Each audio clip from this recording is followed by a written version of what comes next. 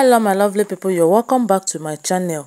I greet you according to your time and according to the time you are seeing this video. How are you doing? I hope you are good. Please, if you've not subscribed to my channel, please subscribe. If you're a returning subscriber, thank you so much. May God will continue to bless you for me. We are still on the gist from the palace of Ooni of Ife. My people, the alleged information reaching us right now is that Ooni of Ife jubilates at Queen Naomi. Told Ile-Ife women this, that she is thinking on how to come back. The thing that made her say so, she did not just start saying that. You know that this Ile-Ife women, when Queen Naomi was in the palace, they loved Queen Naomi, and Queen Naomi also showed them love. Queen Naomi did not discriminate from them. You know, as they used to come to the palace every first day of the month for prayers. Queen Naomi used to be with them fully.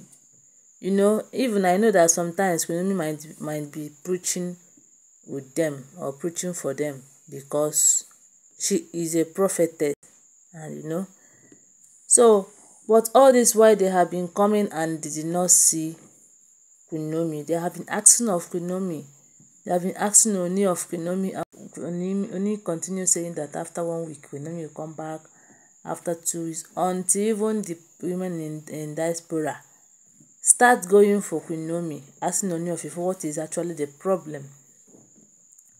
Until one day the letter came to Queen Naomi asking her that if Ooni of Ife send all those oloris out of the palace, are you going to come back?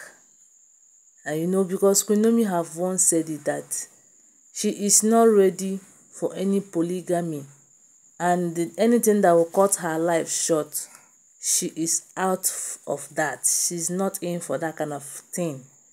And you know, staying together with all these oloris is somehow possible that it can cause, it have the ability to cut someone's life short, because all these things Ooni of Ife dey face from these people. Anyway, na God go save Ooni o. So, but this time around, as these Ile-Ife people used to call Ooni of Queen Naomi on phone, sometimes they will call her on phone and ask her, my daughter, how are you? Our queen, how are you doing? How is our prince? Please, do we still have hope in you that you will come back to us again? That is what we heard they were asking her. And you know, Queen Naomi was like, oh, I really appreciate you all. Oh, I appreciate you so much for calling me, you know, looking after me and Tadinikawo, checking on us to know how we are faring, that they are good.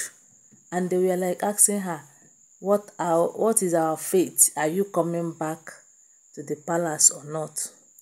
And according to what we heard that Queen Naomi told them that she may come back depending on how God wants it. That she's not coming back because she wants to come back or not. That if God eventually wants her to come back to that palace, that she will come back. And people were like, why is it every time God?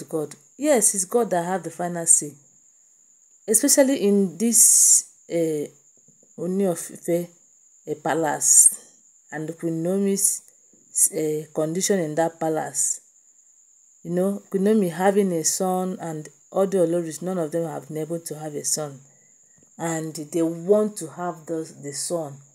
By all means, they want to have a son for Ooni of Ife by all means. That is why someone would take a risk of putting someone in a container and digging a ground and hiding it inside the palace of Ile-Ife kingdom, so that she will be able to control the Ooni of Ife in that palace. People should just think about this thing, you know, just sound nice.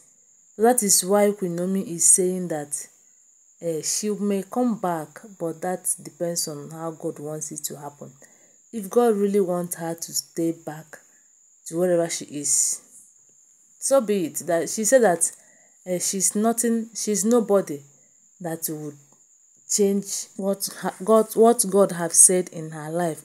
That if God still wants her to come back to the palace, she will come back.